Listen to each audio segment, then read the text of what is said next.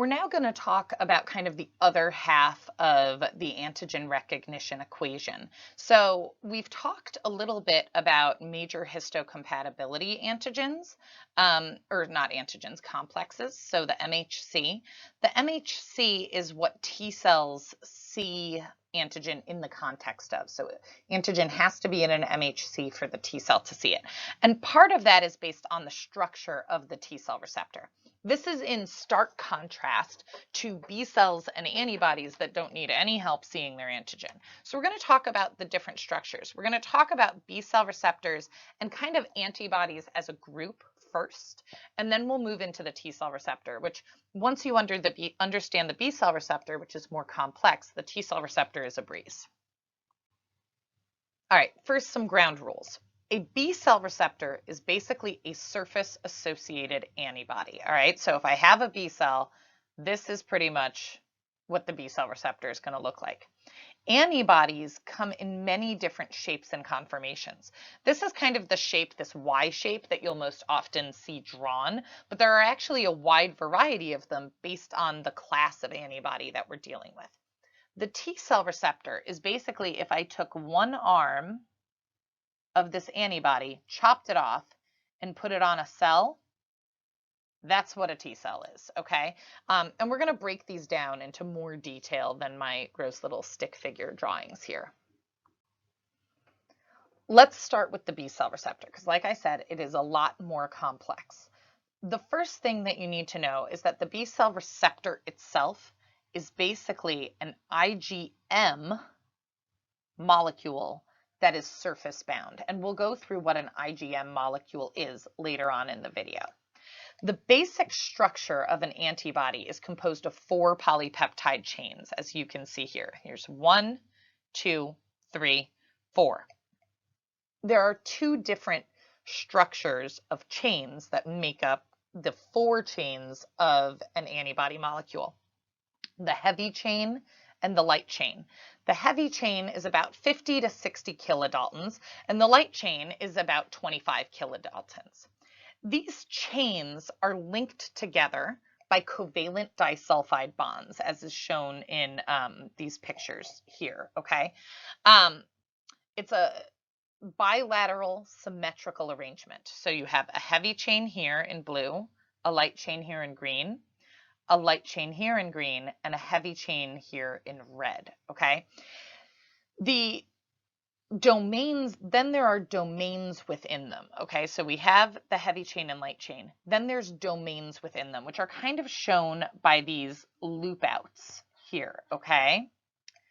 The domains are basically compact globular regions that contain anywhere from 100 to 110 amino acids, and they're formed by intrachain disulfide bonds, okay? So we have interchain sulfide bonds here and intrachain disulfide bonds here.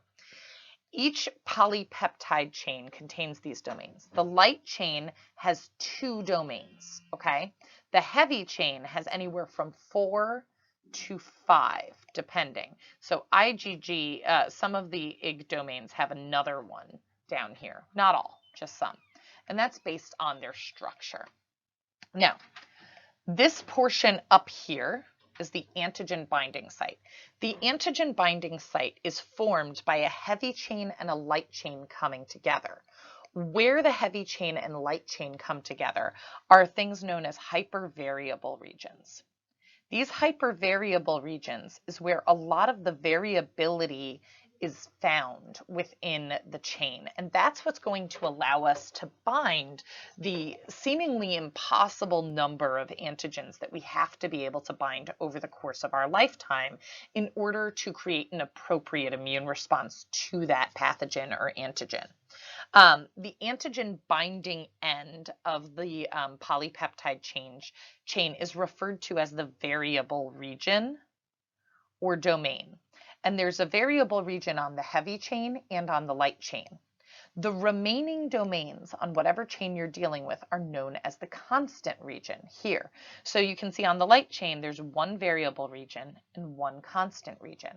On the heavy chain, there's normally 1 variable region, but then several constant domains or regions. Immunoglobulins have to be really flexible. They're under kind of like tension, okay? Because you have these two arms, and just kind of like your own arms, if I'm trying to pick up two random things on my desk. I can hold these out, but what if they move away from each other? I need to be able to move too, based on, how far I can actually stretch. So there is this hinge region that allows for some flexibility. Immunoglobulins possess a protease-sensitive region here between CH1 and CH2, the first and second constant domains of the heavy chains. This region is a little more exposed than other portions of the immunoglobulin molecules and is more flexible, and that's why it's called the hinge region.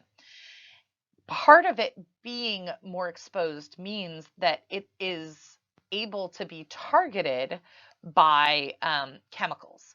And there are certain proteases that actually can work at this hinge site that will lead to cleavage of the antibody. So the two main proteases you have to know when it comes to antibody cleavage are papain and pepsin. I'm going to teach you some ways to remember this, but first let's just get down the basics, okay? Papain is going to cleave the antibody into two FAB fragments. That means that you're going to have two fragments of antigen binding that are separate from each other. Each FAB fragment can bind one epitope, okay? So that means this FAB fragment has a valence of 1. Valence is how many epitopes it can bind. And this FAB fragment has a valence of 1. The remaining FC fragment just kind of floats away. It's not able to bind anything, but this is called the constant fragment, okay? So we call it FC. So you have FAB, you get 2 of them, and you have FC. That is the cleavage that is done by papain. Pepsin works a little bit differently. It cleaves at the hinge region, okay? So it's going to happen, instead of creating 3 distinct fragments, we're going to create 2. We're going to have an FAB2 fragment, which basically means the fragments of antigen binding are going to stay together, and the FC fragment is going to be destroyed completely. It's basically going to be degraded, all right? So how can you remember this? See this FAB that has a valence of 2, right? Because it has 2 antigen binding sites. Cleavage by pepsin can create a cup for Pepsi. So Pepsi can be held in pepsin. Papain, no such thing. It's just a pain in the neck, which makes a big mess if you tried to pour Pepsi in it. I don't know if that works, but it's one way of keeping them straight, okay? All right, so let's think about the other 2 things we need to know about our various antibody binding structures, okay? There are 2 classes of light chains. That's this portion, okay? Kappa and lambda. They differ in structure slightly. Most of the immunoglobulins made are kappa, because the kappa light chain actually rearranges first.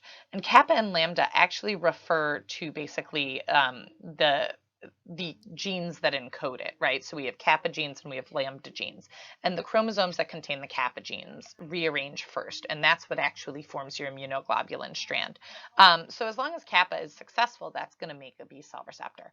When kappa is unsuccessful, then lambda gets an attempt to rearrange and create a functional immunoglobulin. All right, let's talk a little bit about immunoglobulin heavy chains. Now, just like there are 2 kind of genetic regions for light chain, there are actually 5 genetic regions for heavy chains. And those heavy chains make up the 5 different classes of antibodies. So you have 5 classes of antibodies. Antibodies are, classes are also referred to as isotypes, okay?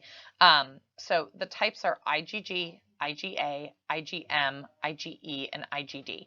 If you remember it in that way, it actually becomes a little bit of a mnemonic. Gamed, it's actually a word as opposed to just 5 random letters. Not maybe the most appropriate English usage, but you know, it's technically a word.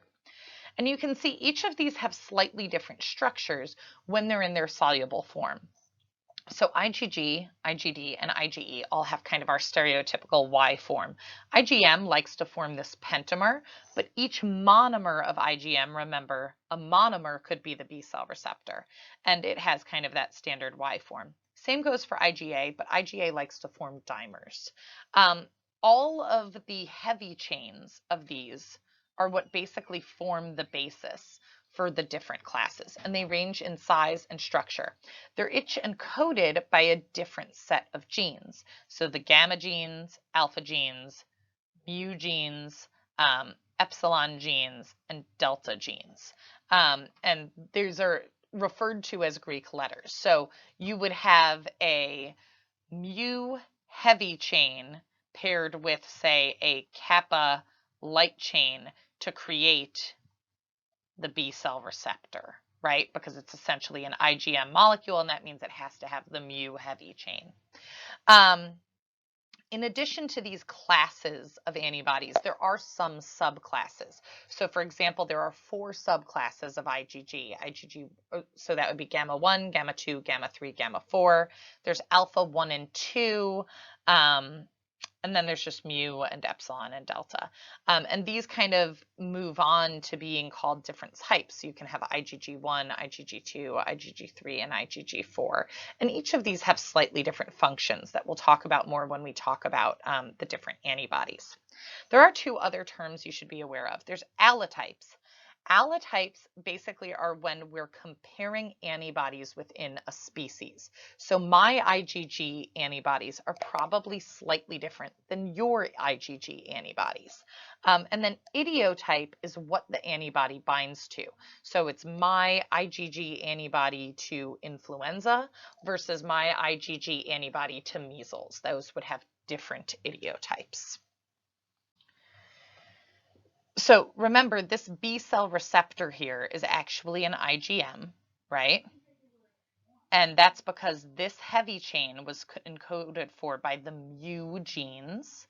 And this light chain over here is either going to be kappa or lambda, right? And that's going to create a full IgM molecule. Now it's going to be cell surface bound if it's a B cell receptor, but it could also be released as a soluble antibody, which we'll talk about later when we talk about B cell differentiation. There are other components to the B cell receptor complex that basically assist in signal transduction down to the nucleus. And that gets very granular, but we're first just going to talk about what's happening on the surface, okay? So the B cell receptor has these transmembrane domains, and you see they're rather short. So we actually need something that's a lot longer that's going to have some tyrosine kinase spots that's going to help perpetuate that signal downstream to the nucleus. The side chains for the B cell receptor are referred to as Ig alpha and Ig beta. And they have longer tails that are going to be able to propagate the signal. There's also CD19, which has a very long intracellular tyrosine kinase activated motif that can help perpetuate the signal. CD19 is found on most B cells. There's also this CR2, which is sometimes known as CD21, that can play a role in antigen stimulation. And then there's also CD20, which is found on a lot of B cells. CD20 is actually the target for several biologic therapies that are used to target B cell mediated autoimmune diseases. We don't really know the function of CD20 yet. It's believed it might be like a calcium channel, but currently we don't really know it entirely, its function, but we do know it's found on B cells and can be bound to mark them for destruction. All right, now that we've talked about the much more complex B cell receptor, let's talk about the T cell receptor. Now remember, the T cell receptor is basically if I took one of these arms of an antibody, cut it off, and stuck it on a T cell, and then gave it a transmembrane domain. That's a T cell receptor, okay?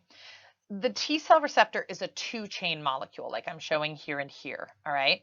There's an alpha chain and a beta chain.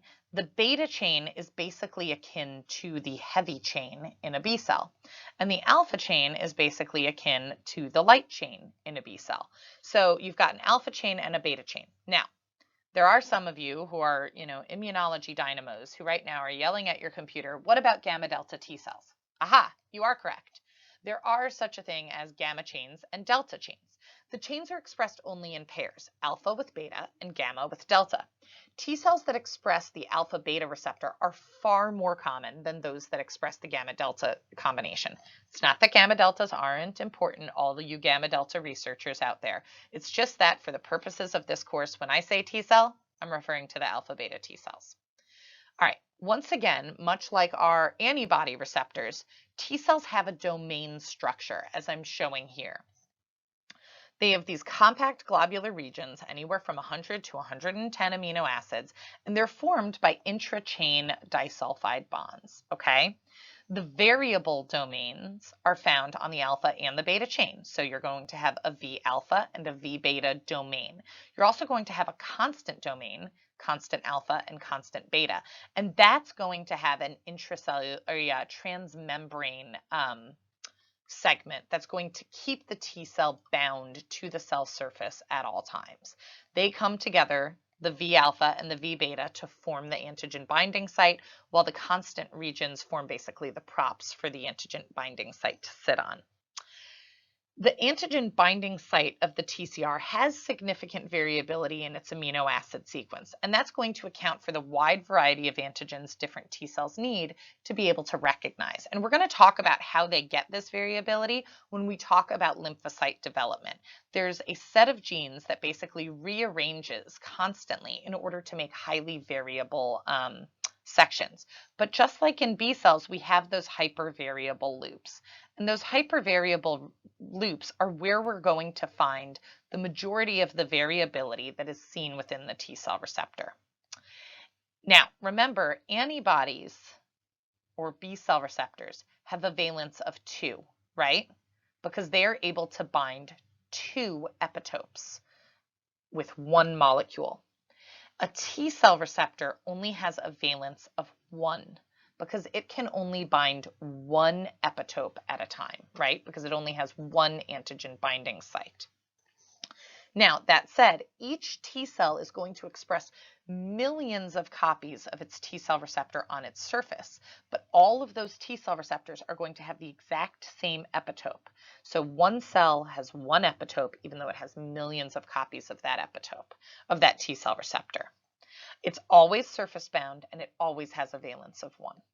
All right, now, just like B cells kind of work in concert with other structures, the T cell receptor also has kind of some friends that it associates with to make a strong reaction, and that is referred to as the CD3 complex. So just like with B cells, these transmembrane chains are fairly short. That's not long enough to perpetuate the signal down to the nucleus. So they need extra chains to transduce the signal. One of those chains can be CD4 or CD8. You can see that CD8 and CD4 both actually interact with a segment of their appropriate MHC, be it MHC class 1 or MHC class 2. The CD3 complex also contains various side chains. So you can see you have the zeta chains of the CD3 complex, which are right in between the two transmembrane chains of the V alpha and V beta, or sorry, C alpha and C beta domains of the TCR. There's also 2 epsilons, a delta and a gamma, and each of these have tyrosine kinases, which then can act as a scaffold for phosphorylation that perpetuates the signal down to the nucleus, leading to changes in transcription and translation that occurs when the cell is activated. So just like B cells, we have specific CD molecules that are associated, namely CD4 and CD8. We also have CD3, which is the CD3 complex, and we have our TCR, which is made of the V alpha and V beta chain and interacts with the MHC molecules.